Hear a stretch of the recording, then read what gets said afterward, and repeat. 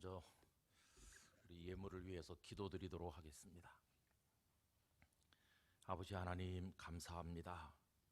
38년 전에 이곳에 주님의 몸된 교회를 세우셨습니다. 주님의 보혈로 값을 지불하고 세우신 소중한 교회입니다. 이 교회를 통해 구원받을 사람들을 주께서는 다 예정하고 계신 줄로 믿습니다. 오늘 이 시대에 부름받은 주의 백성들이 오늘 저녁에 이 자리에 모였습니다. 저희들의 의지적 결단에 의해서 온 것이 아니라 성령님의 인도하심인 줄로 믿고 감사드립니다. 지금도 이 순간에는 세상에 온갖 죄악들이 자행되고 있을 터인데 저희들로 하여금 하나님을 우러르는 귀한 자리에 있게 해주시니 진심으로 감사드립니다. 예배당에 모여 주를 바라보는 이 삶이 이어지고 이어져 언젠가는 영원한 천국에서 주님 앞에 둘러앉도록 저희들을 축복하실 줄로 믿습니다. 여수산돌교회 성도 한 분 한 분 위에 이번 집회를 통해 하나님의 은혜와 복을 주시옵소서. 연로하신 어르신들로부터 태중에 잉태된 생명까지 하나님께서 돌보아 주시기를 원합니다. 아버지 하나님, 집회가 시작되는 첫날 저녁입니다. 귀중한 예물을 하나님께 올려드리는 이들이 있습니다. 이 예물을 받으시옵소서. 이 봉투 위에 기록된 이름이 하나님 앞에서 소중한 이름이 되게 하시고 땅에서 빛나는 이름이 되게 하여 주시옵시며, 여기 기록된 기도의 제목보다 하나님께서 더 능히 넘치도록 채우시고 갚아주시기를 원합니다. 영혼이 잘되게 하시고 범사가 잘되게 하시고 강건하게 하시되 흠없는 믿음을 가진 그리스도인으로 하나님께 영광을 올려드리게 하여 주시옵소서. 아버지 하나님, 아무것도 알지 못하는 우둔한 종을 보내셨습니다.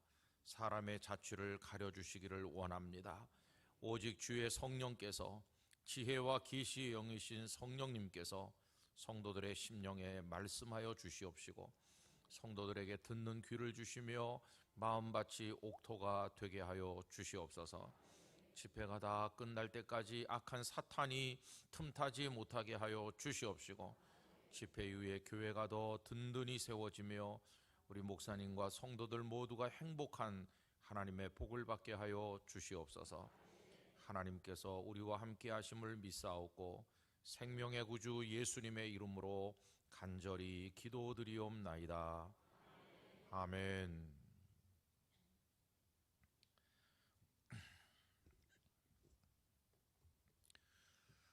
하나님의 은혜가 여러분들과 함께 하시기를 기원합니다. 여수에 오랜만에 왔네요.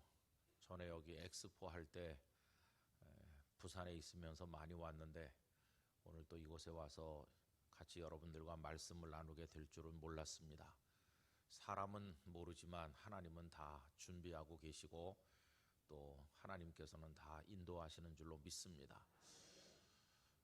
우리의 교제는 사람과 사람의 인간적 교제가 아니고 요한일서 1장에 있는 말씀처럼 우리 하나님 아버지 그리고 예수 그리스도와 함께하는 교제입니다. 그래서 우리의 이 교제는 거룩한 교제입니다. 여러분들과 제가 오늘 저녁에 처음 만났지만 마치 오래전부터 알고 있었던 것처럼 친근합니다. 그 이유는 우리 사이에 주님의 성령께서 역사하고 계시기 때문이라고 믿습니다. 우리의 교제를 이루어 나가도록 돕는 매개체는 하나님의 말씀입니다. 여러분, 이 말씀을 길거리에 나가서 얘기하면 사람들은 도무지 이해하지 못합니다. 그러나 지혜와 계시의 영이신 성령께서 우리 속에 역사하시면 우리는 그 말씀을 서로 이해하고 말씀 앞에 아멘하고 그 말씀을 통해서 때로는 찔림도 받고 때로는 결단도 하면서 그 말씀을 통해 우리 남은 삶을 하나님의 뜻대로 살고자 엎드려 기도하게 됩니다. 그래서 이 말씀이 우리를 새롭게 하는 것인데 저와 여러분들 사이에는 이 하나님의 말씀의 교제가 이제 오늘 저녁부터 있는 겁니다. 여러분, 성령께서 우리 중에 꼭 함께 해주시기를 간절히 기원합니다. 전국에 있는 그리스도인 누구나 다 우리 손양원 목사님에게 감화를 받지 않은 사람은 없을 것이라고 생각합니다. 저도 부산에서 오랫동안 목회를 했기 때문에 이곳에 자주 왔고 또 교육자들하고도 자주 왔고 제가 우리 목사님의 초대를 받아서 이곳에 오게 되면서 홈페이지에 들어와서 자세히 살펴보았습니다. 그러는 가운데 우리 선 목사님의 비석을 보게 됐어요. 그 비석을 보는 순간 내가 거기 갔었는데 하는 기억이 났습니다. 언젠가 부산의 목사님들하고 이곳에 왔던 기억이 다시 났습니다. 여러분, 이곳에 와서 여러분들과 이렇게 집회를 같이 하게 될 줄은 몰랐었는데 하나님께서 우리 가운데 귀한 은혜를 풍성한 말씀을 통해서 내려주실 줄로 믿습니다. 이번에 주제를 뭘로 정할 것인가 이렇게 생각을 하다가 여러분, 참 어지러운 세상이고 무엇이 옳고 그른지 알기 어려운 혼란스러운 세상인데 이럴 때일수록 우리 그리스도인들이 영적 원리들을 분명하게 붙들어야 되겠다, 그런 마음이 들어서 이제 하루에 한 가지씩 우리 그리스도인들이 이 시대에 붙들어야 될 신앙의 원리를 우리가 나누고자 합니다. 근데 여러분, 제가 드리려고 하는 말씀이 여러분들이 난생 처음 듣는 얘기는 아닙니다. 너무나도 잘 알고 계시고 이미 마음속에 품고 계신 말씀입니다. 여러분, 목사가 성도들이 생전 한 번도 안 들어본 얘기를 많이 하면 그 사람은 이단입니다. 여러분, 우리는 했던 얘기 또 하고 듣던 얘기 또 듣고 그래요. 우리 목사님 맨날 설교 제목하고 본문은 다른데 결론은 언제나 똑같아, 이렇게 생각하는 성도들이 많이 계시죠. 여러분, 우리 결론이 삼위일체 하나님 빼면 뭐가 남겠습니까? 하나님의 은혜 빼면 남는 게 없어요. 본문과 제목은 달라도 결론은 언제나 똑같아요. 그래서 늘 듣던 얘기를 또 듣는 게 안전합니다. 그래서 여러분, 찬송가 가사에도 있잖아요. 평생에 듣던 말씀 또 들려주시오, 이렇게 여러분 찬송하시죠, 그죠? 그래서 저도 여러분이 평생에 듣던 말씀을 또 들려드리려고 오늘 저녁에 온 겁니다. 그러니까 못 듣던 얘기를 할 건가? 전혀 그렇지 않아요. 이미 우리가 알고 있고 이제 믿고 고백하는 내용을 우리가 재확인하는데, 근데 그 재확인하면서 우리 마음속에 새기는 그 시간에 성령께서 역사하시면 내가 뻔히 알고 있는 말씀이 마치 처음 접하는 말씀인 것처럼 우리 영혼에 들어오는 것입니다. 성령께서 여러분 속에 그렇게 역사해 주시기를 진심으로 축원합니다. 오늘 저는 신구약 성경 전체 요절이라고 할 수 있는 요한복음 3장 16절을 이제 본문으로 선택하였습니다. 초등학교 때 교회에서 성경 퀴즈 대회를 했는데 거기서 1등을 하니까 노회가 개최하는 성경 퀴즈 대회에 나가라고 그래서 나갔는데 거기서 또 1등 하니까 전국 대회 나가라고 그래서 또 거기 나가게 됐습니다. 그때 어머니가 어디 출타하셔서 제가 혼자 옷 찾아 입고 선생님 따라 서울에 이제 어느 교회를 갔는데요. 보니까 마루바닥 교회더라고요. 신발 신고 들어가는 데가 아니고 신발 벗고 들어가는 데서 대회를 하는데 참 난처했어요. 왜냐하면은 몰랐는데 신발 벗으면서 보니까 발가락이 다 나오는 다 빵꾸난 양말을 제가 신고 와가지고 앞에 떡 나가 서니까 앉아있는 사람이 다 웃는 거예요. 빵꾸난 양말 발가락이 이렇게 꼬물꼬물 움직이면서 그때 창피했던 생각이 지금도 기억에 남아있어요. 근데 성경 퀴즈 대회가 시작이 됐는데 그날 문제가 뭐냐 하면은 66권 성경 전체를 통틀어서 가장 중요하고 66권을 다 하나로 묶는 그런 성경 말씀이 뭐냐, 이게 퀴즈였어요. 근데 여러분, 답이 뭘까요? 답이 요거였어요. 요한복음 3장 16절. 누가 맞췄을까요? 어떻게 그렇게 잘하세요? 근데 여러분, 성경은 구약과 신약으로 이루어져 있어요. 구약은 글자 그대로 오래된 옛날 약속이라는 뜻이에요. 올드 테스타먼트, 옛날 약속. 그 다음에 신약은 뉴 테스타먼트, 새 약속이죠. 그럼 오래된 옛날 약속은 그 핵심이 뭐냐 하면 죄로 인해서 멸망에 떨어진 인생들을 하나님께서 구원하시기 위해서 메시아 구원자를 보내주겠다는 약속이에요. 그것이 선지자들을 통해서 계속 예언되어 오지 않았습니까? 그리고 그 약속은 성취되어서 우리 구주 예수님께서 메시아로 그리스도로 이 땅에 탄생하여 오셨습니다. 하나님은 약속만 하시는 분이 아니시고 약속을 성취하시는 분이십니다. 그래서 하나님은 사람과는 달라서 사람은 했던 말 뒤집고 했던 말도 안 했다 그러고 그러지만 하나님의 약속은 반드시 성취됩니다. 그래서 우리가 믿을 수 있는 겁니다. 자, 그래서 예수 그리스도께서 이 땅에 탄생하여 오셨어요. 그럼 새 약속은 뭐냐 하면 오늘 읽은 3장 16절 말씀대로 그 사람이 과거에 어떤 사람이든지 남자이든지 여자이든지 뭐 죄가 많든지 죄가 적은 사람이든지 뭐 어떤 인간적인 차이에도 다 초월해가지고 그 사람이 어떤 사람이든지 예수님을 믿으면 멸망치 않고 영생을 얻게 해 주신다. 이게 새 약속이에요. 여러분, 이 새 약속은 지금 현재 진행형입니다. 지금도 지구촌 구석구석에서 이 약속을 굳게 붙들고 예수님을 자신의 구주로 고백하고 영원한 생명으로 들어가는 사람들이 얼마나 많은지 알 수 없어요. 그 약속이 지금 우리 성도님들 속에서도 이루어져 가고 있는 줄로 믿습니다. 우리도 그 약속에 하나님의 파트너가 돼서 지금 이 자리에 있는 것이에요. 그리고 이제 신약의 마지막 결론은 그 구주 예수님께서 다시 오신다고 하는 약속까지 신약은 지금 현재 진행형으로 그 목적을 향해서 달려가고 있다고 이야기할 수 있어요. 이렇게 말해보면 신구약 성경 전체가 요한복음 3장 16절 속에 함축되어 있다. 그렇게 말하는 게 틀린 말이 아니죠.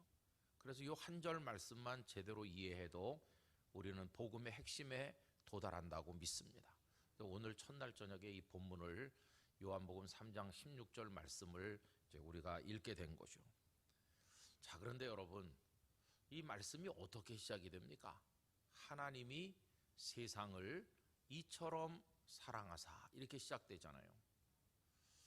여기 모든 것의 시작은 하나님이십니다. 첫 단어가 하나님이세요. 삼라만상 우주 만물을 그 많은 사람들의 모든 인생의 이야기, 이 땅에 꽃이 피고 새가 날고 하는 그 모든 것의 시작점은 하나님이세요. 하나님으로부터 나오는 겁니다. 하나님으로부터 세상 만물이 나왔고 하나님으로부터 생명이 나왔고 하나님으로부터 복이 나오고 하나님으로부터 다 나오는 것입니다. 그래서 여러분 야고보서 1장에 보면은 각양 좋은 은사는 빛들의 아버지께로부터 위로부터 나온다. 그렇게 말씀하고 있어요. 사람들은 땅을 내려다보고 땅에서 뭘 얻으려고 하죠. 그러나 모든 거룩하고 아름다운 축복은 위로부터 오는 것입니다. 하나님으로부터 옵니다. 하나님으로부터. 그래서 성도들은 언제나 하나님을 앙망해야 되는 것이죠. 골로새서 3장 1절 이하에 보면 땅의 것을 찾지 말고 위의 것을 찾으라 하셨어요. 그 이유는 하나님께로부터 내려오기 때문이에요. 그래서 여러분, 우리가 지금은 두 발을 땅에 디디고 살고 있지만 우리는 근본적으로 위를 향하는 사람이고 하나님을 향해 나가는 사람인 것이죠. 여러분, 삶의 지향점을 하나님께 영원한 생명의 나라에 두고 살아가시기를 바랍니다. 그래서 저 높은 곳을 향하여 날마다 나아갑니다. 이 찬송을 가만히 부르고 있으면 우리 삶이 지향하는 방향을 알 수 있잖아요. 여러분, 세상에 사람들이 돈 좀 모으고 여유가 생기면 그 다음에 하는 게 뭐가 있느냐 하면은 해외여행을 많이 하시잖아요.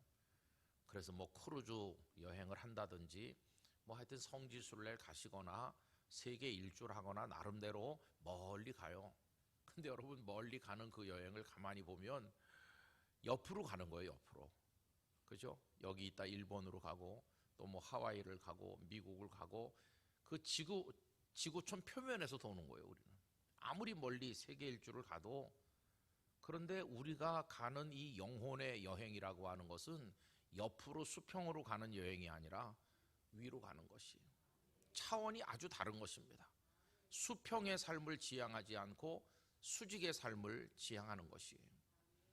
여러분, 우리가 어거스틴 하는 원래 그 본명은 아우구스티누스죠. 아우구스티누스가 고백록이라고 하는 그 참회록으로 아주 유명한 분이시죠.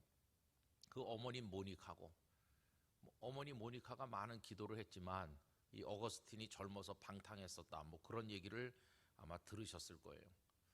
근데 그분이 그 참회록 속에서 자신의 과거를 이제 이야기하면서 하나님 앞에 문자 그대로 참회하는, 고백하는 내용을 담고 있는데, 이 고백록이라는 책이 단순히 한 사람의 자기 고백만 들어있는 게 아니고 그 뒤쪽에 가면 굉장히 심오한 신학적인 서술들이 많이 나오고 있습니다. 근데 이 고백록을 읽어보면 얼마나 그분이 하나님의 말씀을 입체적으로 또 심오하게 깨닫고 읽었나 하는 것을 깨달으면서 무릎을 탁 치게 되는 그런 표현들이 많아요. 그 중에 제가 매료된 말씀들이 몇 개 있는데 그 중에 하나가 이런 게 있어요. 여러분, 창세기 28장에 보면 야곱이 형님 에서에게 돌아갈 축복을 아버지까지 속여가면서 자기 것으로 만들려고 했잖아요. 그래서 형의 미움을 받고 형이 죽이려고 하니까 도망을 가게 됩니다. 그 도망가는 곳이 외삼촌 라반의 집이죠. 그죠? 근데 여러분, 야곱의 인생을 보면 야곱이 어떤 식으로 삽니까? 아버지를 속이면서까지 형의 복을 자기 것으로 만들려고 하고, 그 이전에는 팥죽 한 그릇을 내걸고 장자권을 요구하기도 하고, 또 외삼촌의 집에 갔을 때도 사는 모습이 비슷해요. 7년 일해줄 테니 작은 딸 라헬을 나한테 달라, 이런 식으로 하죠.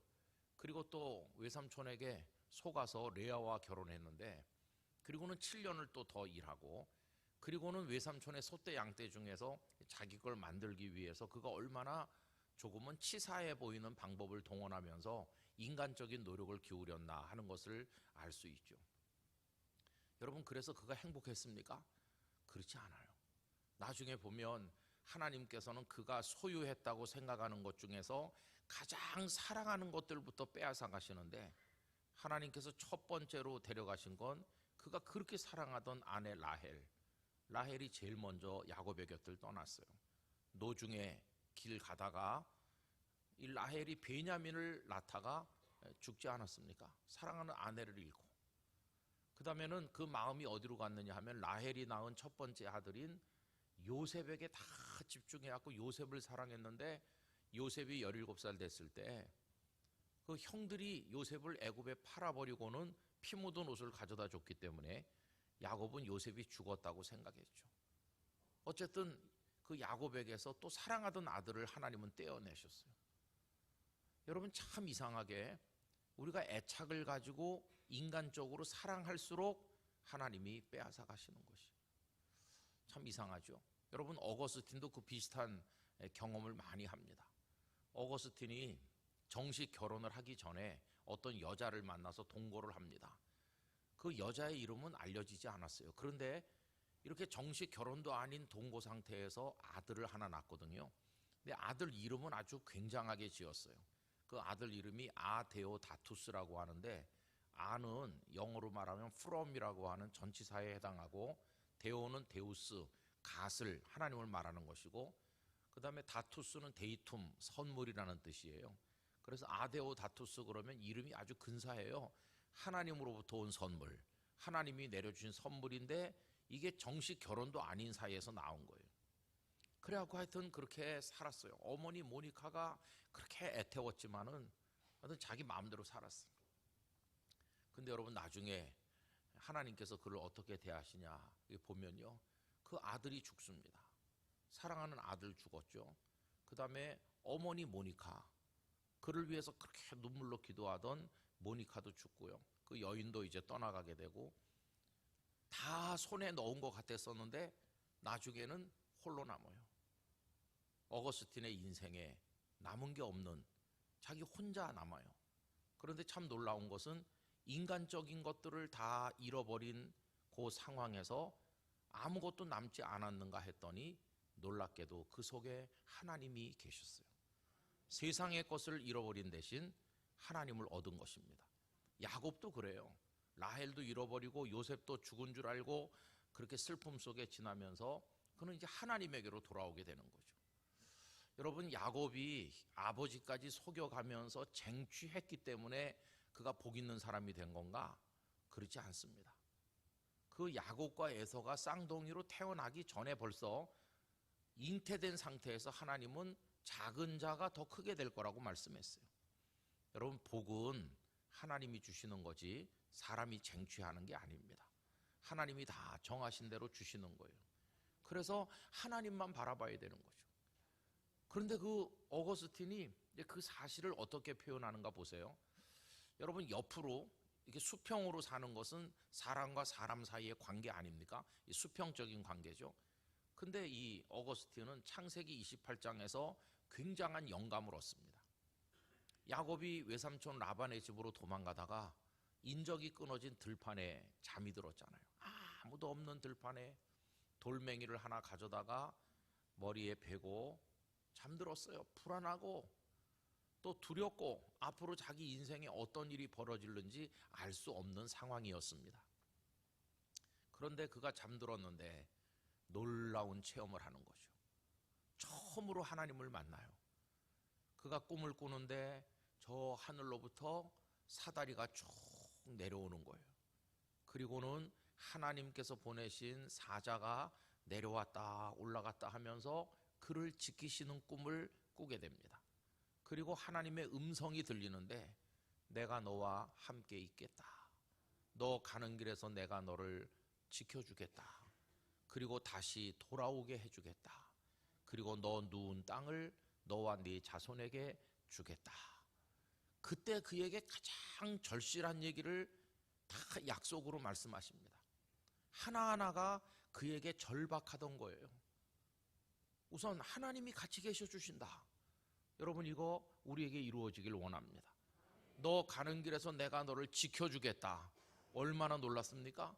그 다음에 떠난 그 길을 돌아오지 못하면 큰일인데 다시 돌아와서 아버지도 만나게 해주시고 다시 원래 자리로 복귀하도록 해주겠다. 그리고 너 누운 땅을 너와 네 자손에게. 여러분, 그때까지 야곱에게는 자손이 없잖아요.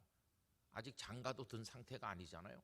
그런데 너에게뿐만 아니라 너의 자손에게 너 누운 땅을 주겠다고 하는 것은 네가 결혼하게 될 것이고 후손이 번성하게 될 것이고 그 후손이 쫓겨다니면서 핍박받는 게 아니라 크게 돼서 이 땅의 주인이 될 것이라고. 그가 그렇게 사모하던 복을 그 밤에 다 말씀해 주셨어요. 그러면서 어거스틴이 포착한 게 이겁니다. 왜 사다리가 내려왔나? 여러분, 그는 이렇게 설명해요. 사람이 아무리 노력을 해도 하나님께로 사다리를 세울 수 있는 존재는 없기 때문에, 우리가 아무리 이 땅에서 공부를 하고 노력을 하고 뭔가 수고를 하고 애를 써도 그 누가 신에게 사다리를 세울 수 있겠나? 인간의 힘으로. 이게 안 되기 때문에 하나님이 사다리를 내려보내 주시는 거다. 위로부터 내려오는 거다. 위로부터 내려오는 것이기 때문에 그게 은혜의 사다리다. 여러분, 우리 산돌교회 성도들에게도 하나님으로부터 은혜의 사다리가 내려오기를 축원합니다. 내려오는 거예요. 여러분, 이 방향을 한번 보세요. 옆에서 왔나요? 옆에서 온 게 아니었어요. 하나님으로부터 내려오는 거예요. 그리고 그는 또 이렇게 설명합니다. 왜 여호와 하나님의 사자가 내려왔다 올라갔다 했느냐? 하나님께서는 사다리를 내려보내 주신 다음에 야곱, 사다리는 내가 내려보내 줬으니까 이제는 네가 그거 하나씩 밟고 내게로 올라와라. 이렇게 하시지 않았다는 것이에요. 왜 그러냐 하면 사람은 너무 연약하기 때문에 사다리를 내려보내 주셔도 그거 밟고 올라갈 수 없는 무능하고 연약한 존재라는 걸 하나님은 다 알고 계시기 때문에 하나님의 사자를 내려보내 주셨다는 거예요. 그러면서 그는 위로부터 하나님에게로부터 사다리도 내려오고 하나님의 사자도 내려오고 그가 그렇게 듣고 싶어 하던 약속의 말씀들도 내려왔다는 것이. 이 방향이 이게 뭡니까? 수평이 아니고 수직이잖아요. 수직. 하나님으로부터 내려오는 거예요. 그래서 어거스틴은 그 이야기를 설명하면서 다른 곳에서도 모든 것의 근원이 하나님이시다, 하나님으로부터 온다, 이거를 얼마나 많이 이야기하는지 알 수 없어요. 여러분, 우리가 하나님을 믿는다고 하는 것은 이걸 고백하는 데서부터 시작하는 겁니다. 여러분, 하나님으로부터 오는 겁니다. 나라는 존재 어디서 왔나요? 어머니 아버지 사이에서 태어났다. 우리 어머니 아버지는 어디서 나오셨나요? 이렇게 거슬러 올라가 보면 우리 모두는 하나님에게서 나왔어요. 우리가 지금까지 먹고 있고 살아온 삶의 모든 것들, 우리 속에 생명이 약동하고 심장이 뛰고 피가 흐르고 우리가 머릿속으로 뭔가를 생각하고 결단하고 무엇보다 하나님을 믿는 믿음을 가지도록 허락하셔서 여기까지 인도하신 이 모든 것이 다 하나님으로부터 온 것이에요. 모든 것의 시작은 하나님이시다. 여러분, 앞으로 우리의 미래도 하나님으로부터 시작될 줄로 믿습니다. 모든 것의 출발을 하나님에게서 하시기를 부탁드립니다. 하나님에게서. 학교에 입학하는 자녀가 있다면 그 누구에게서부터 시작해야 될까요? 하나님에게서. 하나님, 우리 아이가 학교에 가게 하신 분이 하나님이신 줄 믿습니다. 이 아이가 학업을 잘 감당할 수 있도록 하실 분도 하나님이신 줄로 믿습니다. 학교 생활에 잘 적응하고 친구들과 잘 지내고 그 속에서 여러 가지 갈등과 고민이 많을 터인데 헤쳐나갈 수 있는 힘과 능력 다 하나님에게서 올 줄로 믿습니다. 아이에게 그거 하나만 심어주면 교육에 성공하는 겁니다. 너의 인생, 너에게 중요한 모든 거 다 하나님으로부터 시작된다. 그럼 우리 제일 먼저 누구를 찾아야 되나요? 하나님을 찾아야 되는 거죠. 여러분, 하나님보다 앞서시지 마시기를 바랍니다. 하나님이 앞에 가시는 하나님이세요.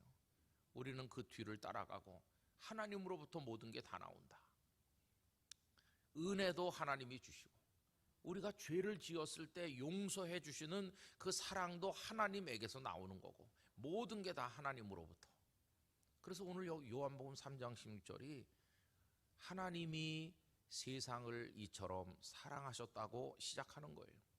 만약에 하나님이 계시지 않거나 하나님이 세상을 사랑하지 않으신다거나 하나님이 움직이지 않으시면 그 다음 이야기는 없는 겁니다. 아무것도 없는 거예요. 여러분, 태초에 하나님이 세상을 창조하셨는데 모든 것이 하나님에게서 나왔는데 만약에 하나님이 계시지 않았다고 한다면 그 다음 이야기는 아무것도 없는 거예요. 세상도 없고 역사도 없고 우리도 없고 아무것도 없는 것이. 그래서 어떤 분은 이렇게 말했습니다. 그대에게 근심과 걱정이 있는가? 가슴을 답답하게 하는 아픔과 눈물이 있는가? 그대에게 어떤 어려움이 있다 할지라도 그대가 진정한 그리스도인이라면 하나님이 계시다. 이 하나 속에서 다 해결될 수 있을 것이다. 여러분, 하나님이 계십니다. 하나님이 계시다고요. 살아계신 하나님으로 계십니다. 더군다나 그 하나님은 우리들의 아버지이십니다. 우리에게 날 아버지라고 불러라 이렇게 말씀하시는 좋으신 하나님이 계시고 그분이 우리의 하나님이십니다. 저도 살면서 때로는 목회하면서 어려운 일이 있고 그러면 어떤 때는 사람하고 얘기해도 해결 안 되는 게 많아요. 예배당을 짓다가 IMF를 만났어요. 공사를 제대로 시작도 못했는데 IMF가 오니까 시공회사는 부도 나서 없어졌어요. 그리고 교회는 성도가 얼마 되지도 않는데 수십억의 부채를 짊어졌습니다. 거기다가 IMF가 오니까 은행 이자가 얼마나 올라가는지 19%, 20% 정도 이자가 폭등했습니다. 그 매달 수천만 원의 이자를 내야 되는데 회계 집사님 단돈 900만 원밖에 없다고 저를 찾아왔어요. 목사님, 부도 납니다. 교회가 공중분해됩니다. 새 예배당은커녕 있던 옛날 예배당도 다 넘어갑니다. 우리 이제 길바닥에 나가게 생겼어요. 그러면서 찾아오신 거예요. 여러분, 그 상황에서 누구를 만나면 될까요?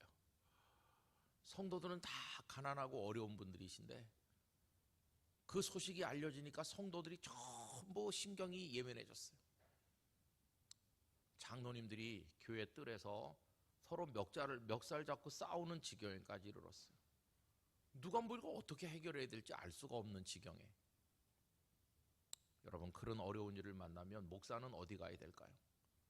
저보다 다 연세가 많으시고 제가 의지해야 되고 큰형님 같고 아버지 같은 장로님들이신데 당신들이 날 찾아와서 장로 사직서를 내밀고 그러면 이제 나이 40도 안 된 목사는 이걸 어떻게 해야 되는 겁니까? 그런 어려움 속에서 제가 할 수 있는 것은 그냥 교회 한쪽 구석에 들어가서 앉는 것밖에 없었어요. 그 본당 한쪽 구석에 가서 앉아가지고 아버지 이렇게 기도가 나오지도 않아요. 뭐 조리 있는 기도, 무슨 뭐 어떤 기도 이런 게 나오지도 않아요. 그냥 앉아 있는 거예요. 거기 앉아가지고 매 시간씩 앉아 있는 거예요. 그게 뭐 앉아 있는 게 기도라면 기도겠지만 무슨 말부터 해야 될지 생각도 나지도 않아요. 그래도 거기 앉아 있는 거예요. 아버지. 그리고 또 한참 있다가 또 아버지 또 이렇게 하고. 그런데 그 기도가요, 하나님이 들으시는 기도인 거예요. 말을 많이 해서 들으시는 게 아니고. 그렇게 어렵고 힘든 시간이 지나갔는데 어느 날 이렇게 앉아가지고 아버지 이렇게 하니까 갑자기 감당하기 어려운 기쁨이 찾아왔어요. 그 기쁨은 다른 게 아니었어요. 너무나 단순한 거였는데 아버지가 계시잖아, 그거였어요. 내가 아버지 이렇게 부르잖아요. 아버지가 안 계시면 내가 아버지를 부르겠나? 하나님 아버지가 계시니까 아버지 이렇게 부르는 거지. 하나님이 계셔. 하나님이. 장로님들이 갈등하셔도, 시공회사가 부도났어도, 이자가 수십억이 있어도, 해결될 기미가 없어도 다 막혀 있지만 하나님 아버지는 계시다. 그게 그 사실 하나가 얼마나 위로가 되는지 몰라요.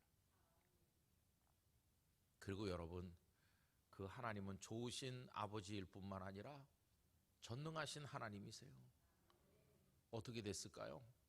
그 극한의 어려움 속에 처했지만 은행 이자 한 달도 밀린 적이 없었고요. 교회 직원들 생활비를 하루도 늦게 지급한 적이 없었고요. 가장 어려운 그해 교인들이 다 실직자가 되고 IMF에 11조 헌금이 예상보다 많이 줄어들어서 재정이 축소되던 그 어려운 때인데, 그런데 교인이, 성도가 그해 제일 많이 늘었어요. 새 가족이 얼마나 많이 왔는지 몰라요. 빚더미 교회인 줄 뻔히 알면서 아마 이렇게 생각한 것 같아요. 빚이 많기 때문에 빚 가운데로 걸어간다. 이렇게 온 것 같아요. 돈을 가지고 오는 사람은 없었어요. 그렇지만 하여튼 하나님은 역사하셨어요. 그래서 그 어려운 와중에 예배당도 다 지었어요. 물론 싸움도 많이 싸웠어요. 얼마나 많이 싸웠느냐 하면은요, 저도 싸우는데 뭐 한몫했기 때문에 이제 건물을 다 짓고 다가오는 주일날 입당 예배를 드리는데, 입당 예배 드리기 전 주일날 이제 다음 주에 있을 입당 예배 마지막 점검을 위해서 당회원들이 모였어요. 뭐 빚은 무척 많이 있죠. 그렇지만 하여튼 건물은 완공했고 새 예배당은 이제 팔았고, 옛날 예배당은 새 성전으로 들어오는 건데, 마지막 점검을 하는데 어떤 장로님이, 목사님, 난 도저히 다음 주에 올 생각이 없습니다. 그동안에 워낙 싸웠으니까 한 해 맺힌 게 많잖아요. 그러니까 다음 주에 입당 예배 나는 안 올랍니다. 안 온다는 거예요. 그렇게 지어놓고. 옆에 있던 장로님이 이 양반 안 오면 나도 안 옵니다. 장로님이라고 몇 분 되지도 않는데 안 온다는 거예요. 그럼 이 젊은 목사는 어떻게 되는 겁니까? 다음 주에 입당 예배 드린다고 노예에도 다 알렸고 서울에서 손님들도 오고 뭐 설교자도 다 초청했고 인쇄물도 다 나왔고 그런데, 아니 장로님들이 안 오면 어떻게 되는 거예요? 그때 아직도 제 가슴 속에 바닥에 깔려있던 분노와 혈기라는 게 확 폭발하는 거예요. 순간적으로. 그래서 제가 그냥 전부 새 건데, 탁자도 새 거고 의자도 새 거 다 새 건데, 탁자를 있는 힘을 다해 탁 치면서 벌떡 일어나 가지고, 아니 뭐 젊은 목사 데려다가 장난하는 것도 아니고, 당신들이 안 오면 나도 안 오지 뭐. 그러면서 제가 그 회의실 문짝 있잖아요. 새로 막 따른 문짝을 발길로 뻥 찼어요. 그랬더니 얼마나 세게 찼는지 제 다리가 문을 뚫고 문을 관통해서 바깥으로 나갔어요.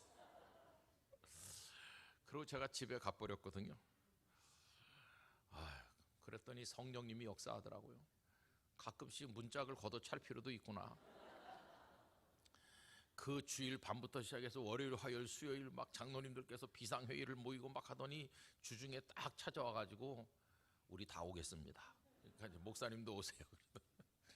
그래서 그 주간에 문짝 새 거 바꿔서 달고 아무 일 없는 것처럼 입당 예배 드리고. 근데 여러분, 우여곡절도 많았어요. 그래도 하여튼 그 어려운 때 새신자는 많이 왔고, 새 예배당에 입당한 다음에 얼마나 성도들이 기뻐하는지, 빚더미에 올라앉아 있지만은 다 기뻐하더라고요. 감사했어요. 눈물 흘리지만 기뻤어요. 할 일이 태산같이 많아서 마음에 부담되고 이 부채를 언제 감당하나, 그러면서도 모두가 로또 당첨된 것보다 더 기뻐하고 막 그렇게 감격적으로 입당 예배를 드리고. 곰곰이 지나서 생각해 봤습니다. 이거 어떻게 예배당을 다 지었지? 어떻게 우리가 그 빚을 갚았지? 어떻게 여기까지 왔지? 여러 해 지난 다음에 생각해 봐도 뭐 답이 없어요. 그때 장로님이 어디서 돈을 가져온 것도 아니고, 뭐 어떻게 했는데 이게 공사가 완공돼갖고 우리가 들어갔지? 아무리 생각해 봐도 답은 하나예요. 아버지 하나님이 계시니까. 하나님이 계셨던 거예요.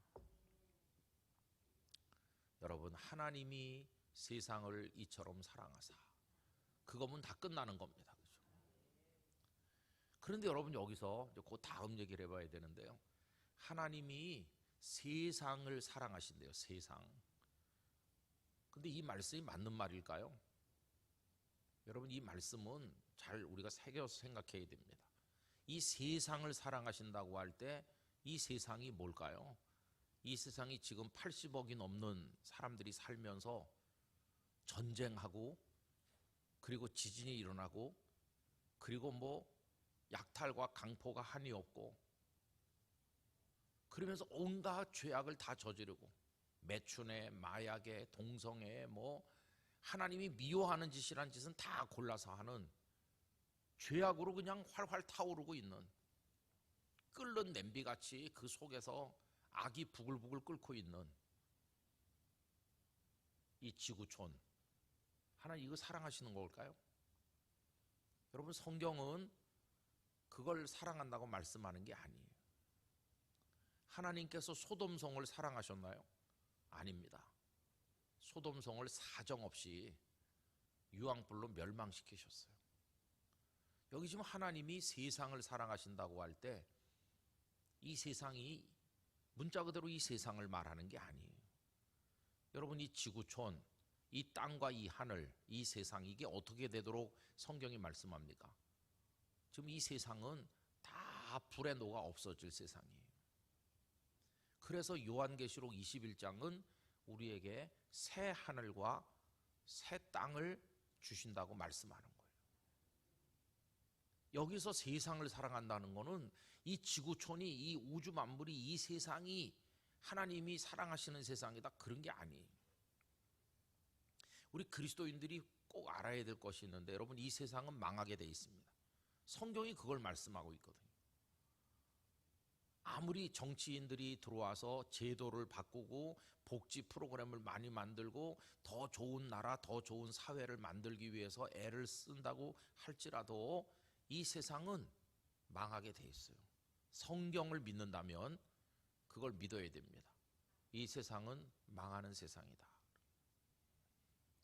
여러 미래학자들은 그 조짐을 우리에게 알려주지 않습니까? 벌써 천재지변을 비롯해서 우리가 살 수 없는 상황이 우리 앞에 많이 도래하고 있어요. 그리고 사람들이 준비하는 거는 욕망에 그득한 자기들의 삶을 쟁취하기 위해서 전쟁을 준비하고. 그럼 푸틴 같은 사람이 왜 생기는 것일까요? 이 전쟁을 해서 푸틴이 얻는 게 뭐가 있을까요? 거기서 수만 명이 죽어나가는데 그 한 명 한 명이 얼마나 소중합니까? 그 죽는 한 사람을 그 어머니가 낳아서 젖을 물리면서 얼마나 행복해했고, 그 아이를 바라보면서 그 아기의 아빠가 얼마나 기뻐했고, 하나님 앞에 감사기도를 드렸고, 아기를 데리고 와서 유아 세례를 받게 하고, 그 아기가 학교 다닐 때 그 아기가 자라는 걸 보면서 가족들이 얼마나 기뻐하고, 그 아이가 크면서 가슴에 꿈과 비전이 있고 누군가를 사랑했을 것이고, 가정을 이루어서 아이의 아빠가 되고, 그 사람들이 만들어가는 인생의 이야기가 얼마나 감동적인 게 많았겠어요. 다 귀중한 생명이고 그들이 만들어 온 이야기가 너무나 소중한 것들이에요. 그런데 그냥 폭탄 하나에 막 수십 수백 명이 날아가고 있잖아요. 그런데도 푸틴은 눈 하나 깜짝도 안 해요. 변변한 무기도 손에 쥐어주지 않으면서 새로운 사람들을 징집해가지고 다 그 죽음의 골짜기로 몰아넣고 있잖아요. 왜 그런 사람이 등장했을까? 참 이해하기 어려운 세상이에요. 하긴 뭐 히틀러 같은 사람도 있었으니까요. 시진핑은 왜 나타났을까? 여러분, 시진핑이 그렇게 호전적이지 않고 조금 주변 국가들과 좀 잘 지내고 경쟁하지 말고 다 같이 잘 사는 방향으로 하면 참 좋을 텐데 왜 이렇게 패권을 노리고 왜 이렇게 할까? 조금 좀 달리하면 좋았을 텐데. 그런데도 세상엔 그런 사람들이 있는 거예요. 뭐 범위를 좁혀서 우리나라를 들여다보면 왜 포괄적 차별금지법 그런 걸 만들려고 할까? 여러분, 우리나라 법이 이미 차별하면 안 된다는 법이 많습니다. 남녀 그 차이로 차별하면 안 된다. 공부 많이 하고 조그만 차이로 차별하면 안 된다. 이미 우리나라에도 뭐 차별하면 안 된다는 법이 많이 있어요.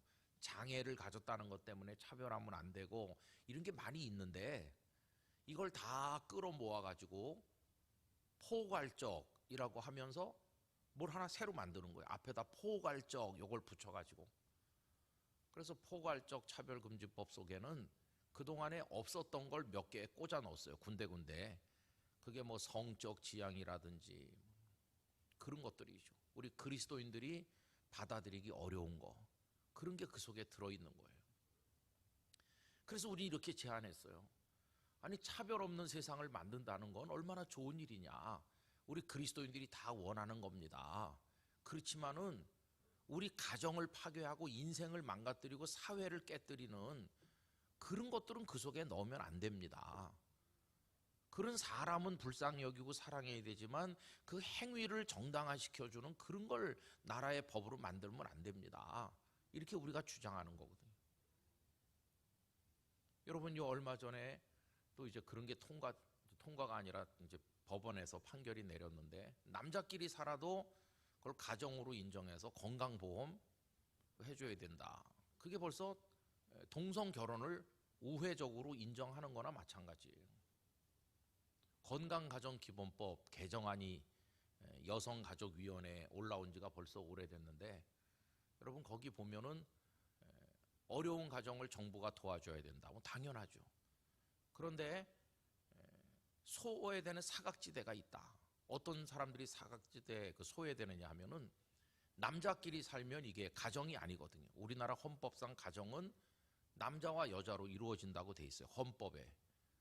그러니까 남자끼리 살고 여자끼리 살면 가정으로 인정을 못 받아서 정부가 돈을 지원해 주려고 해도 지원을 못 해주니까 사각지대가 생기기 때문에 이제는 여자끼리 있고 남자끼리 있어도 가정으로 인정해서 도와주자.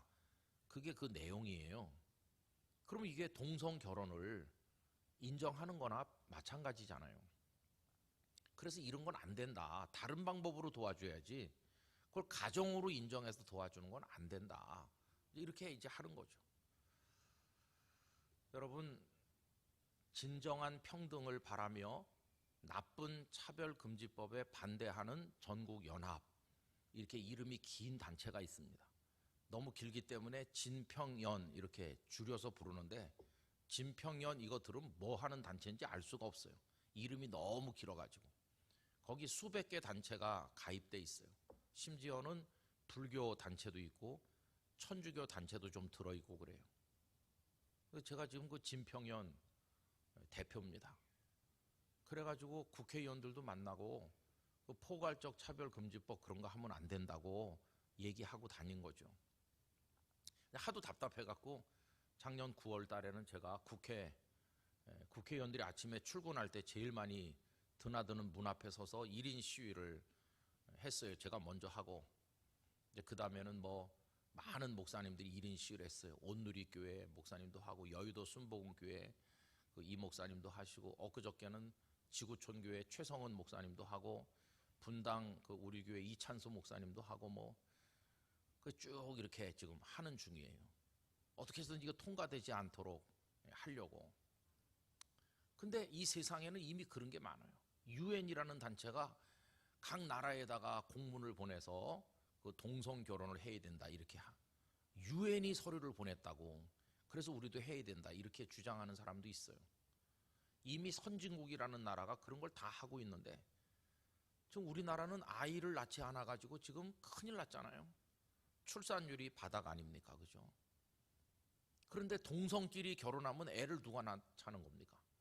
한쪽에서는 출산 장려한다고 아이 낳으면 뭐 1,000만 원 주자 뭐 이런 식으로 하면서, 한쪽에서는 아이를 낳을 수 없는 그런 법들을 만들고 있으니 이게 어떻게 되려고 그런지 모르겠어요. 참 가슴 아프죠. 그러는 와중에 우리 젊은이들은 방향 감각을 잃고 방황하고 있습니다. 요새 우리나라에 마약이 얼마나 많이 퍼지고 있는지 몰라요. 거기다가 조금만 올라가면 저쪽에 김정은은 계속 전쟁놀이 하고 있잖아요. 핵을 계속 만들어서 핵무력 완성이라고 하는 목표를 가지고 밀어붙이고 있잖아요. 거기다 우리나라 정치도 얼마나 혼란스럽습니까? 서울에 있으면서 보면은 다 주장들이 첨예하게 다르니까 그분들이. 그래서 뭐 그냥 서울역, 광화문, 뭐 용산 이렇게 조용할 날이 없어요. 저는 서울역 앞에 살고 있는데 주말 되면 뉴스부터 봅니다. 오늘은 어디서 시위를 하나. 왜 그러냐면 그쪽으로 가면 안 되거든요.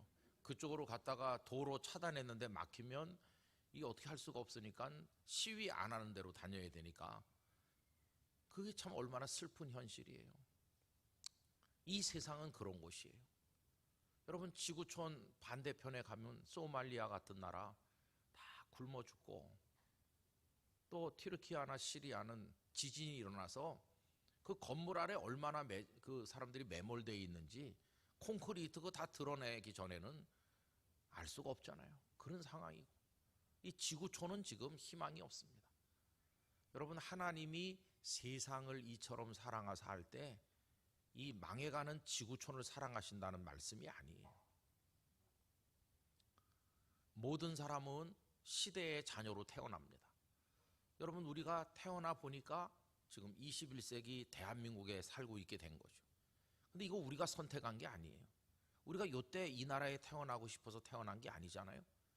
모든 사람은 태어나 보니까 어떤 사람은 중세에 태어났고, 어떤 사람은 근대에 태어났고, 어떤 사람은 아프리카에, 어떤 사람은 뭐 일본에, 어디선가 이렇게 태어나는데 환경이 있어. 어떤 환경, 시대적 환경, 공간적 환경 속에 태어나는 거죠.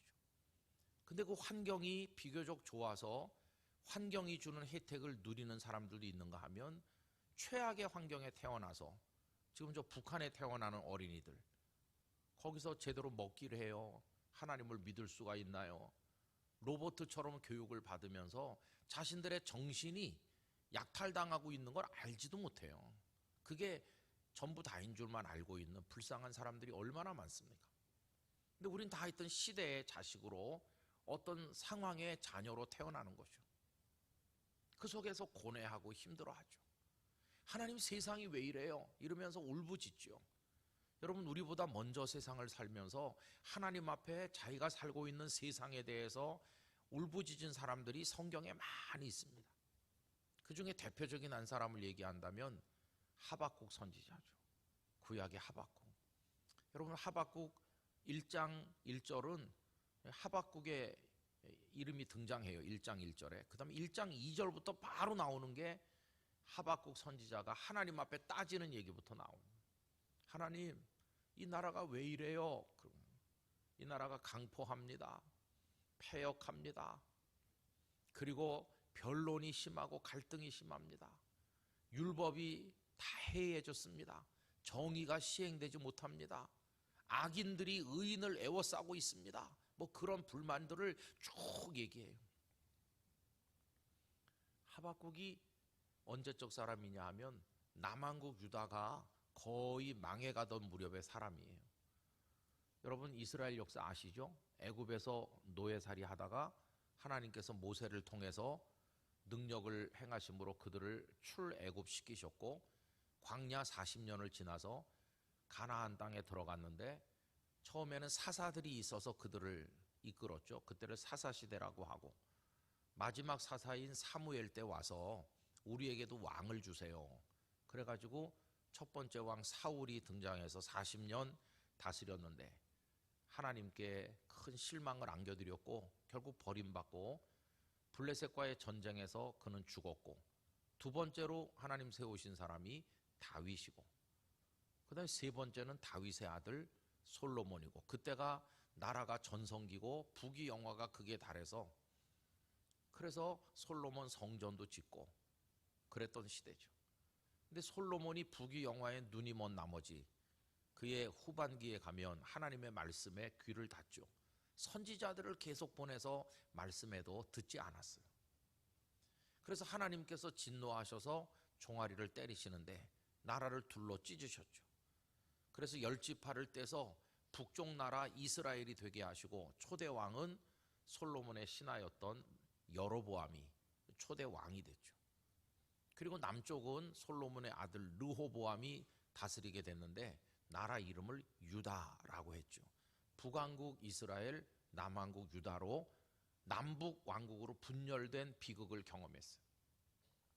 근데 북왕국은 여로보암이 왕이 된 다음에 마음속에 큰 고민이 있었습니다. 그 뭐냐 하면은 백성들이 전부 다 예루살렘 성전에 가서 제사를 드리거든요. 하나님 앞에 간다고. 근데 예루살렘 성전은 남왕국 유다 안에 있는 거 아닙니까? 내 백성들이 국경을 넘어서 자꾸 남쪽으로 드나들다 보면 이거 백성 다 뺏기는 거 아닌가? 이렇게 고민을 한 여로보암은 금송아지 우상을 만들어서 단과 베델에다가 설치해 놓고 예루살렘 성전에 갈 필요 없다. 이 금송아지가 우리의 하나님이다. 이렇게 했어요. 그리고 레위 사람이 아닌 아무나 그냥 제사장으로 세웠어요. 그래서 북왕국 이스라엘은 하나님을 완전히 떠났고 결국은 멸망하게 됩니다. 북왕국 이스라엘에는 단 한 명도 여호와 하나님을 제대로 경외하는 왕이 등장하지 않았어요. 그러다가 BC 721년 아시리아 제국에 의해서 완전히 망해서 없어졌어요. 그리고 남쪽 유다만 간신히 명맥을 유지하고 있었습니다. 북왕국이 처참하게 멸망하던 그때 남쪽 나라 왕은 히스기야였는데, 열지파가 세운 나라도 망하는데 조그마한 우리 유다가 살아남을 수 있을까? 그걸 발발 떨었어요. 아니나 다를까 아수르 왕 사네립이 북왕국 이스라엘을 먹어치운 이후에 남왕국 유다를 무려 18만 5천 명을 동원해 가지고 겹겹이 포위했죠. 히스기야는 아무 힘이 없었어요. 그가 의지할 분은 여호와 하나님 한 분뿐이었어요. 옷을 찢고 성전에 올라가서 그 아수르 왕이 보낸 하나님을 모독하는 편지를 펴놓고 눈물로 부르짖었어요. 구원자는 오직 하나님 한 분뿐이었어요. 하나님께서 아수르 군대를 하룻밤에 치셔서 18만 5천 명이 다 송장이 되었다고 성경이 기록하고 있죠. 그리고 그 사네립이 부끄러워서 자기 나라로 돌아갔다가 자식들에 의해서 죽임당하고 하나님의 심판이죠. 그래서 히스기야가 눈물로 기도한 끝에 남왕국은 구원받았어요. 그러나 이미 기운 나라예요. 히스기야의 아들 므낫세는 50년도 넘게 왕 자리에 있으면서 하나님의 진노를 얼마나 돋구었는지, 하나님께서 이제는 유다는 망한다, 돌이킬 수 없게 됐다, 이렇게 말씀했어요. 그리고 이제 결국 므낫세 이후에 요시야가 등장해가지고 나라를 어떻게 좀 세워보려고 애썼지만 그는 애국과의 전쟁에서 이른 나이에 전사했고, 요시야 죽고 난 다음에 여호아하스, 여호야김, 여호야긴, 그리고 마지막 왕 시드기야에 와서 완전히 망해가지고, 그때가 BC 586년인데 바벨론의 느부갓네살 왕에게 완전히 예루살렘을 함락당하고 다 붙들려 가고 비극이 일어났어. 근데 그 하박국이 살던 시기는 바로 그 무렵이에요. 유다가 거의 기울어갈 때. 그걸 어디서 알 수 있냐면은 바벨론 군대가 여러 나라를 점령하고 있던 바로 그때거든요.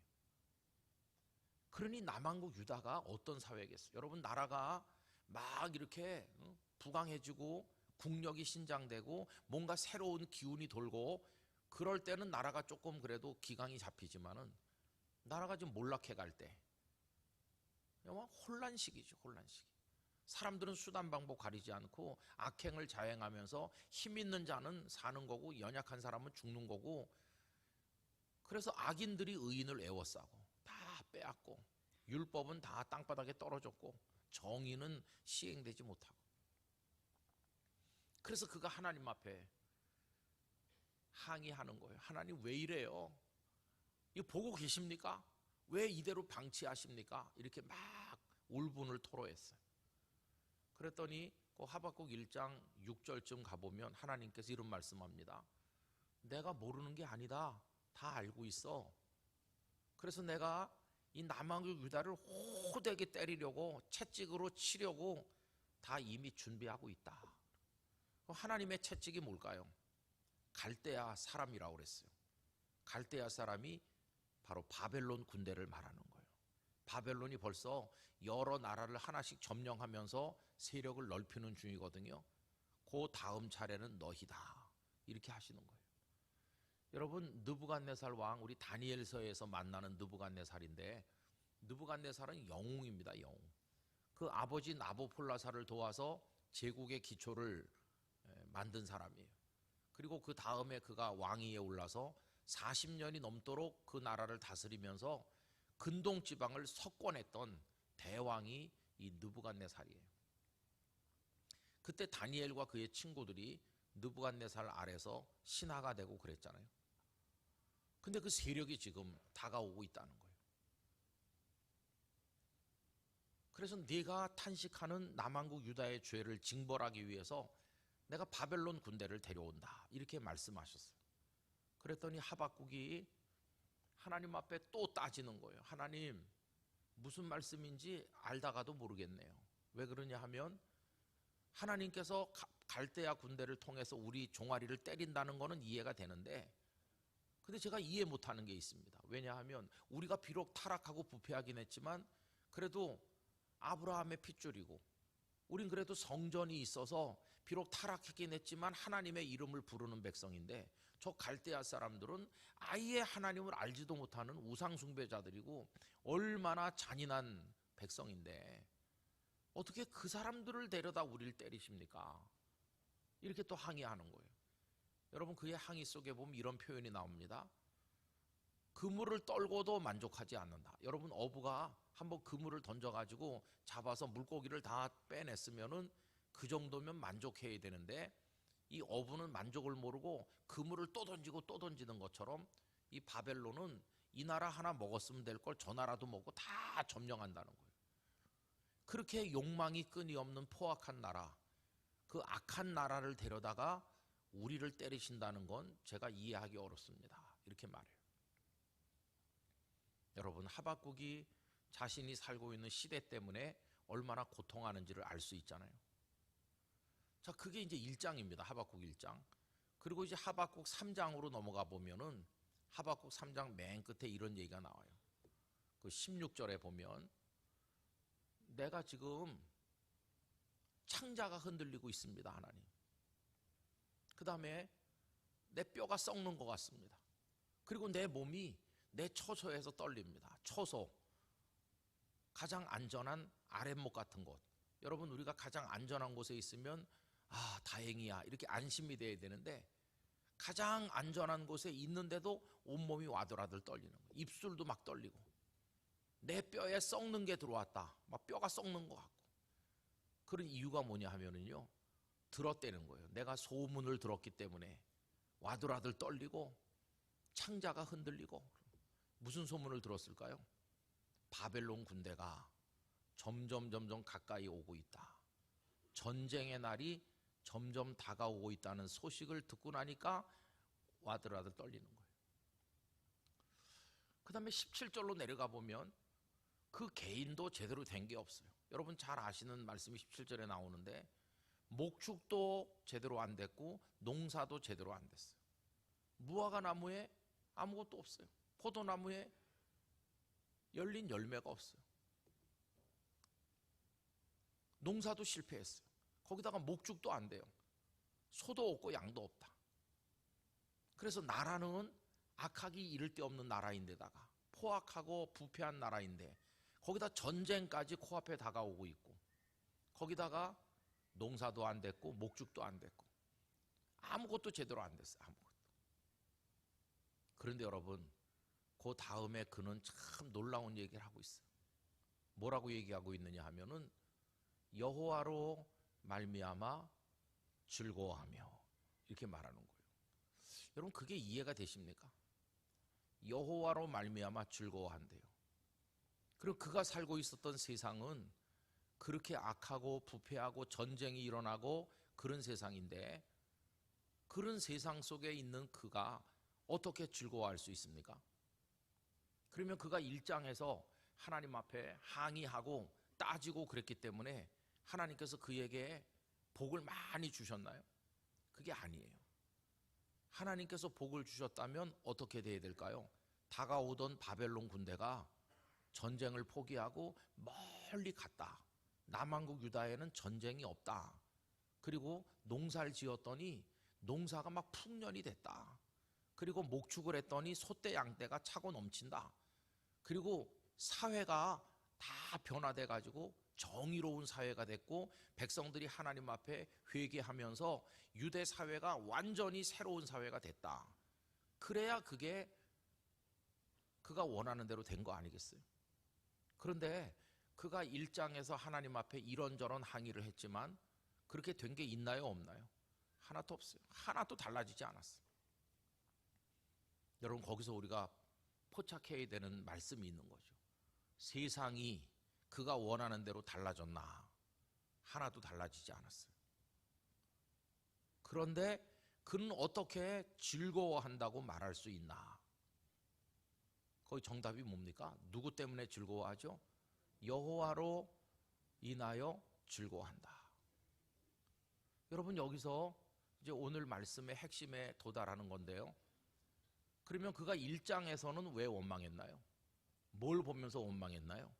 1장에서는 세상을 보면서 원망한 거예요. 하나님, 세상이 왜 이래요? 그러면 1장에서 그가 세상에 대해서 하나님께 원망할 때 그때는 하나님이 안 계셨나요? 하나님이 안 계셨다면 하나님께 원망하지 않았겠죠. 1장에서도 하박국은 하나님이 계시다는 걸 알고 있는 거죠. 하나님이 계시니까 하나님께 원망한 거예요. 그런데 왜 하나님께 원망했을까요? 세상이 너무나 형편없으니까. 그럼 여러분 여기서 잘 생각하셔야 될 게 있습니다. 그의 마음이 세상에 있는 겁니까? 하나님께 있는 겁니까? 그의 마음이 하나님께 있는 게 아니라 세상에 있는 거예요.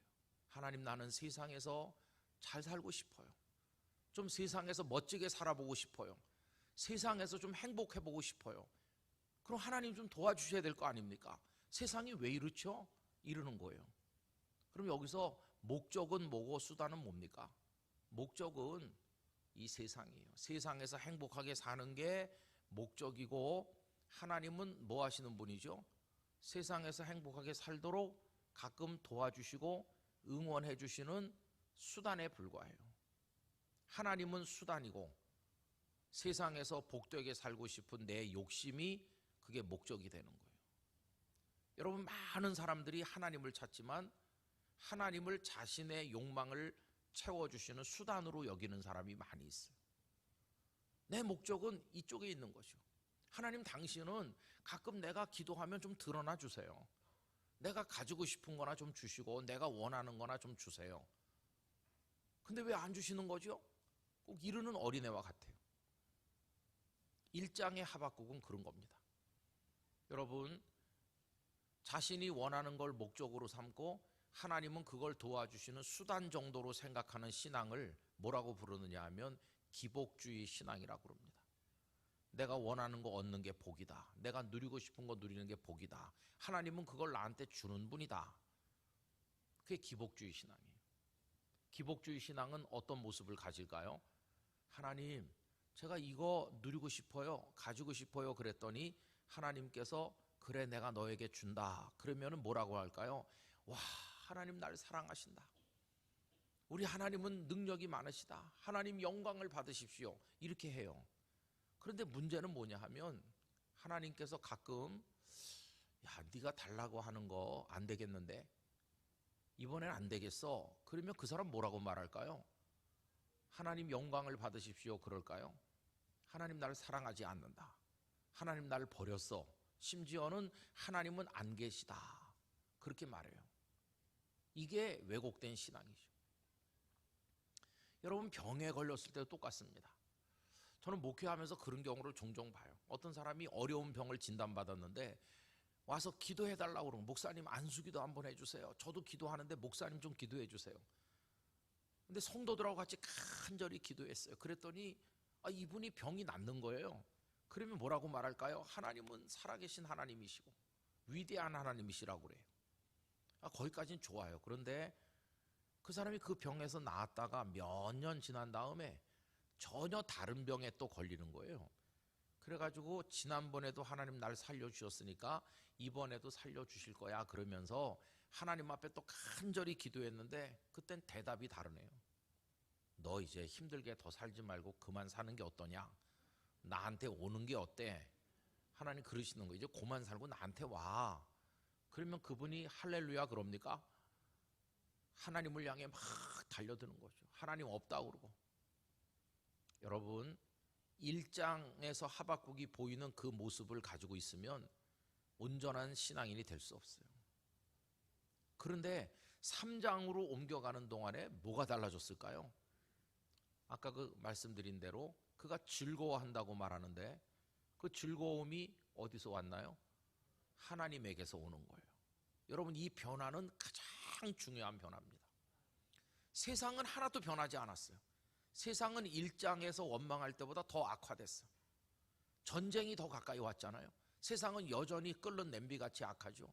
농사도 안 됐고 목축도 안 되고 다 안 됐어요. 거기서는 기쁨을 얻을래야 얻을 수가 없고 즐거움이 없어요. 그런데 어떻게 즐거워할 수 있게 됐나? 하나님을 발견한 거예요. 하나님을 발견하니까 하나님으로 인하여 즐거워할 수 있게 됐어요. 여러분, 이게 오늘 저녁에 붙들어야 될 원리입니다. 세상으로 인하여 즐거워하지 않고 하나님으로 인하여 즐거워한다. 하나님으로 인하여 즐거워하는 거예요. 여러분, 지금 우리가 다 어느 정도 나이를 가지고 있어요. 이제 아직 어린 사람은 점점 힘이 세질 겁니다. 20대, 30대가 되면 더 힘도 세지고 돈도 더 많이 벌 것이고 한 40, 50대면은 인생의 전성기를 맞이하고 그렇게 될 겁니다. 그러나 어느 시점이 넘어가면 우리는 쇠퇴할 겁니다. 주름살도 늘어가고 흰머리도 늘어가고 우리 여성들은 분장하고 화장하고 그래도 어느 정도 버틸 수 있었는데 어느 시점 지나면 환장해도 안 되는 때가 이제 오게 돼 있어요. 몸부림을 쳐도 안 돼요. 아무리 좋은 옷을 입고 전신 거울 앞에서 100바퀴를 돌아봐도 그 몸매가 그 몸매지. 이제 안 되는 때가 와요. 지금 뭐 오늘 어디 가서 뭘 먹을까? 어디 식당 개업했는데 음식이 맛있대 뭐 이러면서 몰려다니면서 잡수시고 하지만은 나중에는요 내가 숟가락을 못 들어요. 누군가가 떠먹어줘야 돼요. 그런 때가 오는 거예요. 여러분, 그때 어떻게 하시겠어요? 그때 하나님으로 인해서 즐거워하는 사람이 못 되면 우리 하나님 믿을 수 없습니다. 하나님으로 인해서 즐거워할 수 있어야 돼요. 근데 그 다음에 보면 그가 그냥 하나님이 아니고 그 앞에다가 단어를 하나 붙여요. 그 하나님 어떤 하나님이냐면은 구원의 하나님으로 인하여 즐거워한다고 얘기해요. 구원의 하나님. 그럼 여러분 여기 구원이 뭔지를 알아야 돼요. 그가 1장에서 세상이 왜 이렇게 악합니까? 전쟁이 왜 다가오는 겁니까? 이렇게 원망했잖아요. 그럼 구원이 뭡니까? 그가 원하는 구원은 전쟁이 없어지는 거고 세상이 정의로운 세상이 되는 거고 농사도 잘 되고 목축도 잘 되고 그게 구원이잖아요. 근데 아까 말씀드린 것처럼 그게 됐나요? 안 됐나요? 하나도 안 됐다고 그랬죠? 근데 그게 무슨 구원이에요? 분명히 하나도 그가 원하는 대로 된 게 없어요. 그런데도 그는 하나님을 구원의 하나님이라고 부르는 거예요. 거기서 우리는 굉장히 중요한 걸 깨닫죠. 거기서 말하는 구원은 세상이 달라지거나 전쟁이 없어지거나 농사가 잘 되거나 뭐 그런 걸 말하는 구원이 아니라는 것을 알게 되는 거죠. 그리고 거기서 말하는 구원은 뭔가요? 궁극적 구원을 말하는 거죠. 그 궁극적 구원은 다른 게 아니라 하나님 한 분만으로도 충분합니다. 아버지가 계신 것만으로도 나는 기쁩니다. 여기서 내 생명이 마지막 순간이 된다 할지라도 나는 하나님을 찬송하겠습니다. 나는 하나님의 품에 있습니다. 그렇게 말하는 궁극의 구원을 말하는 거예요. 그럼 여러분 다시 요한복음 3장 16절로 연결하면 하나님이 세상을 사랑하신다고 그랬는데 그 세상은 멸망할 세상이라고 그랬죠. 하나님은 세상을 사랑하는 게 아니고 만약에 세상을 사랑한다면 어떻게 해야 될까요? 전쟁이 다 없어져야 되고 지구촌의 재앙이 다 사라져야 되고 이 세상이 완전히 창조 때처럼 돌아가 가지고 완벽한 지구촌이 돼야 그게 하나님이 세상을 사랑하는 건데 이 세상은 멸망을 향해 지금 달려가고 있죠. 하나님이 이 멸망할 세상을 사랑하는 게 아니라 정확히 말하면 그 멸망할 세상 속에 태어나서 그 시대가 주는 고통에 몸부림치면서 하박국처럼 탄식하고 눈물 흘리면서 하나님 못 살겠어요 그러면서 울부짖는 그 속에 있는 하나님의 자녀들을 사랑하신다는 거예요. 그 속에 있는 하나님의 자녀들을 이처럼 사랑하신다. 여러분 이 속에서 놀라운 소망이 발견되지 않습니까? 이 세상은 희망이 없어. 이 세상은 하나님께서 버리시는 세상이야. 그러나 그 속에 있는 나를 사랑하신다. 하나님 나를 사랑하신다. 그래서 하나님 우리 각자를 사랑하십니다. 그래서 이처럼 사랑하시는데 어느 정도 사랑하셨나? 독생자 예수님을 이 땅에 보내시기까지. 그래서 그 독생자가 오셔서 그 몸을 찢어 피 흘리고 그 살을 다 찢어서 우리에게 주시고 우리 대신 형벌을 받으시고 죽을 우리 대신 당신이 죽으시고 우리의 모든 죄를 흰눈처럼 양털처럼 씻겨주시고 그리고 죽음을 이기고 부활하셔서 첫 열매가 되심으로 우리도 부활할 소망을 안겨주시고 영원한 생명으로 이끌어 가시는 그게 이처럼 사랑하시는 건데 그 사랑이 누구에게 임했나요? 우리에게 임했어. 우리에게. 하나님이 세상 속에 있는 대한민국 여수에 살고 있는 김아무개, 박아무개를 사랑하사 어느 정도 독생자를 보내시기까지 이렇게 사랑하셔서 그래서 오늘 우리가 이 자리에 있는 것이 여러분 이제 그러므로 더 이상 하나님도 사랑하지 않는 세상을 성도들이 사랑하면 안 됩니다. 하나님도 사랑하지 않는 세상을 여러분 사랑하시면 안 돼요. 멸망할 세상에 무슨 미련이 있어요? 이 땅의 부귀영화에 무슨 마음을 주시겠어요? 이제 우리가 사랑해야 될 것은 이 세상 속에서 고통받는 우리를 사랑하셔서 독생자까지 보내주신 그 하나님을 사랑하시기 바랍니다. 그 독생자 예수님을 사랑하시기 바랍니다. 그리고 그분이 우리에게 주실 생명의 나라 영원한 천국을 사랑하시기 바랍니다. 그게 우리가 사랑해야 될 것이지 하나님도 사랑하지 않는 세상을 그 세상을 사랑하느라고 하나님도 버리고 그리스도도 떠나고 영원한 하나님 나라도 모르고 이 땅에 멸망할 세상 속에서 같이 멸망의 삶을 산다면 이건 정말로 잘못하는 거죠. 그럼 여러분, 그 하박국이 하나님 앞에 그렇게 항의를 계속하면서 도대체 하나님 뭐라고 대답하실는지 내가 한번 기다려 보겠어. 이게 하박국 2장이거든요. 뭐라고 말씀하실는지 내가 기다리고 높은 망대에 올라가서 좀 기다려 보겠다. 그때 하나님께서 대답하시는 거죠. 내가 너에게 답을 주려고 하는데 반드시 이루어질 거다. 지체치 않고 이루어질 건데 너는 크게 써서 달려가면서도 다 볼 수 있도록 해라. 그러면서 주신 하나님의 답이 하나 있어요. 그게 뭐냐 하면 의인은 그의 믿음으로 말미암아 살리라. 그거예요. 하박국 2장 4절. 하박국아, 네 생각이 뭔지 나 다 알아. 네가 세상의 죄악 때문에 괴로워하는 것도 알고 네가 그 속에서 의인으로 살려고 하는데 악인들에게 애워싸여 있는 거, 네가 눈물 흘리고 탄식하고 나를 원망하는 마음 내가 다 알지. 그래서 내가 바벨론 군대 데려다가 남한국 유다를 되게 한번 때리려고 그래. 전쟁도 일어날 거야. 너는 왜 바벨론을 데려다가 때리느냐고 나한테 또 항의하지만 너 세상에 있는 모든 일이 다 네 뜻대로 되는 게 아니야. 전쟁도 일어나고 천재지변도 일어나고 병들기도 하고 가난하기도 하고 악한 사람들이 판치는 걸 보기도 하고 그 속에서 사는 게 너희들의 인생이야. 아담 이후로 너희가 죄를 지었기 때문에 그 고통이 너희들에게 주어진 거야. 희망이 없는 인생이지 너희들은. 그런데 살고 싶으니?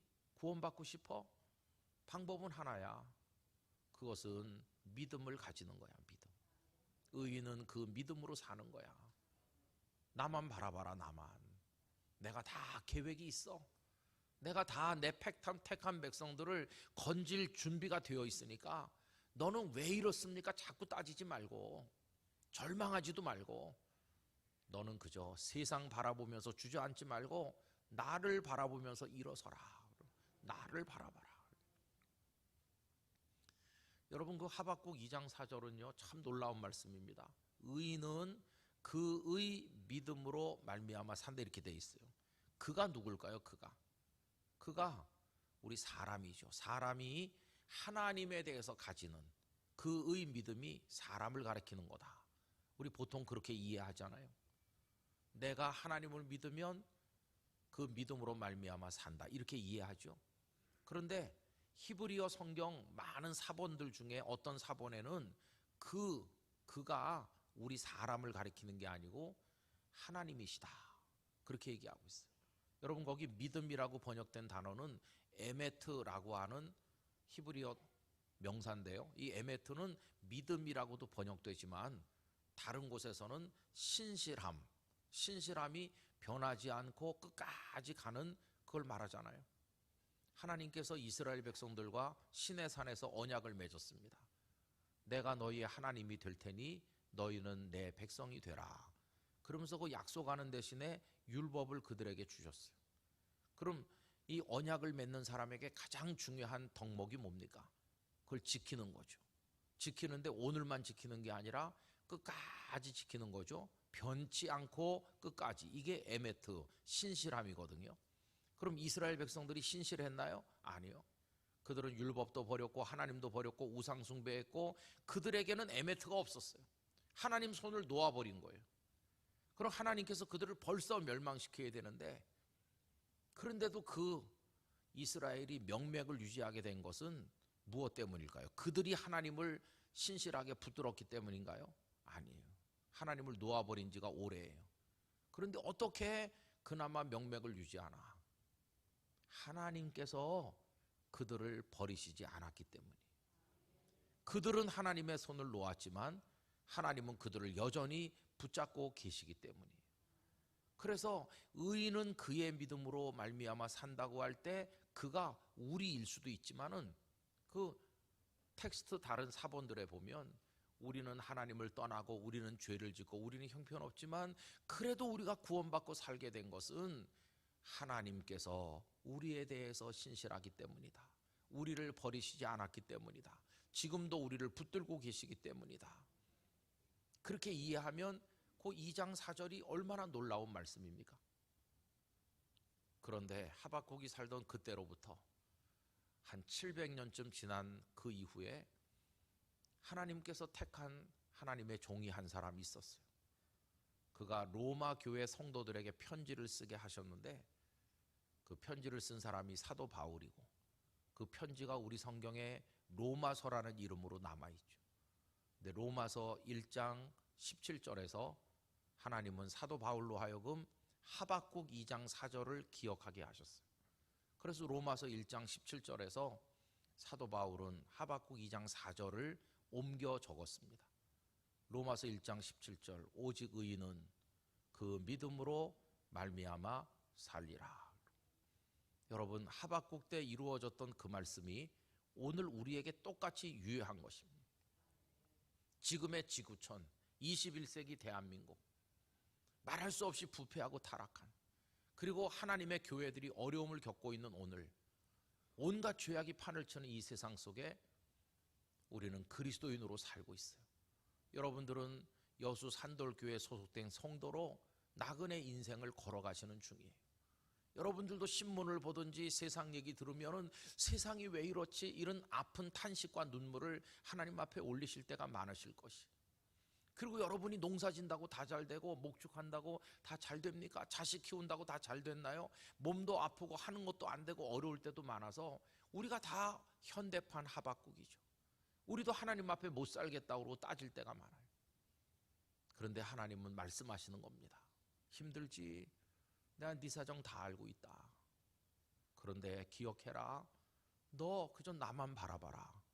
그렇게 사는 거야. 그게 구원받는 거야. 이 세상은 어차피 멸망할 거야. 그러나 그 속에 있는 너를 내가 얼마나 사랑하는지 아니? 독생자를 보내서 십자가에서 죽고 부활하게 하기까지 너를 사랑하고 있어. 너는 나만 바라봐라. 그래서 여러분, 우리는 세상을 바라보지 않고 하나님만 바라보면서 그분만 신뢰하고 의지하면서 그분이 우리를 그렇게 사랑하셔서 보내신 예수 그리스도를 통해 구원받은 하나님의 자녀로 오늘 여기 살고 있는 것이, 얼마나 더 살는지는 아무도 알지 못해요. 그러나 여러분, 그 하나님만 의지하시기 바랍니다. 우리를 위해 오신 예수 그리스도만 바라보시기를 바랍니다. 그게 우리가 그분께 가질 수 있는 믿음인 것이에요.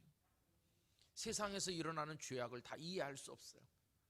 하나님이 어떻게 인도해 가실는지 우리가 다 알지는 못해요. 그러나 분명한 것은 하나님 우리를 사랑하셔서 독생자를 주셨다는 거예요.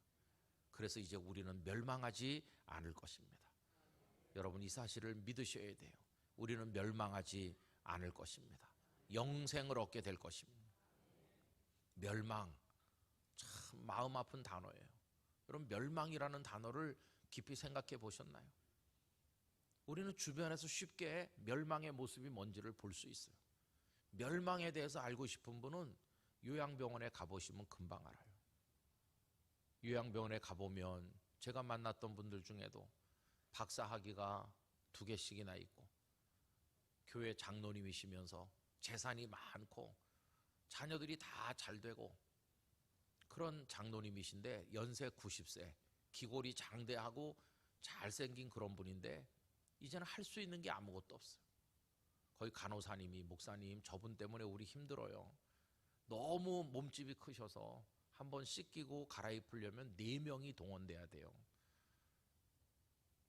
하실 수 있는 게 없기 때문에 일일이 다 입에다 넣어드려야 되고, 제가 그 돈이 많고 공부 많이 하셨다는 그 유명한 장로님을 가만히 내려다보니까 이게 미래의 나를 보는 것 같구나. 그분에게 남은 거, 은행 잔고에 돈이 많고 좋은 옷도 많고 뭐 가진 것도 많겠지만 지금 그분에게 남은 게 뭔가? 빨대 달린 플라스틱 물병, 바뀔까봐 그분 이름이 적혀있는 물병 1개, 누가 갖다 놨는지 모르는 각티슈, 휴지가 한 2-3통, 베지밀 한 박스가 있었는데 한 절반은 없고 한 절반만 남아있는 베지밀, 그리고 기저귀 몇 장, 그게 전부 다예요. 멸망에 가는 중이죠. 그리고 그가 입은 옷, 그 옷은 이제 벗겨가지고 세탁해서 소독하면 또 다른 사람이 입을 거예요. 내 옷도 아니에요. 그렇게 장롱에 좋은 옷이 많을 텐데 아무 소용이 없어요. 음식도 스스로 떠서 드실 수도 없어요. 아, 이게 멸망이구나. 그나마 숨을 쉬고 계시니까 그 병원에 계신 건데 그나마도 이제 어느 날 딱 멎게 될 거예요.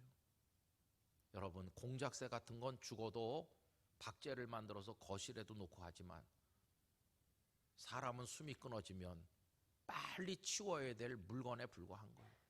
참 이게 멸망할 몸을 지금 가지고 있는 거예요. 여러분, 이 몸뚱아리 이거 별거 아닙니다. 한 달쯤 전에 일부 예배를 위해서 올라왔어요. 저희 교회는 7시 일부 예배를 드리면 찬양대와 함께 예배위원이 적어도 15분 전에 미리 올라옵니다. 6시 한 45분에 입장을 다 해가지고 15분 동안을 기다리는 거예요.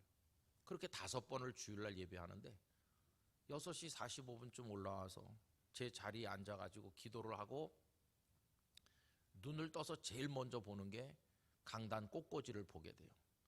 꽃꽂이를 바라보니까 얼마나 싱그러운지 꽃봉오리들이 다 예쁜 게 쫙 이렇게 꽃꽂이가 잘 돼 있더라고요. 야, 권사님들이 수고하셨구나. 유심히 바라보고 또 성도들이 입장하는 것도 보고 이렇게 이제 마음으로 기도하면서 예배를 드렸어요. 그러다가 3부 예배 11시 30분에 드리는데 그때도 또 15분 전에 올라와서 앉아서 꽃꽂이를 또 보게 됐어요. 제가 참 놀라운 걸 발견했어요. 1부 때 보던 거랑 다르더라고요. 3부 때 11시 반이니까 시간이 서너 시간 지났는데 1부 때 봤던 그 꽃봉오리가 많이 이렇게 벌어졌더라고요. 곳에 이렇게 벌어졌어요. 가만히 있는 게 아니에요. 제대로 이렇게 모양이 생겼더라고요. 야, 벌써 벌어졌구나. 그럼 이따 5부 때는 어떻게 돼 있을 건가? 5부 예배 3시에 드리는데 2시 45분에 올라오겠죠? 올라와가지고 가만히 보니까 활짝 폈어요, 꽃이. 1부 때는 봉오리였는데 활짝 폈어요. 그래서 제가 5부 예배 오신 성도들에게 말했어요. 여러분, 1부 때하고 5부 때가 다르다. 그래서 제가 깨달은 게 있습니다. 1부 때의 김은성 목사하고 5부 때의 김은성 목사가 딴 사람이다.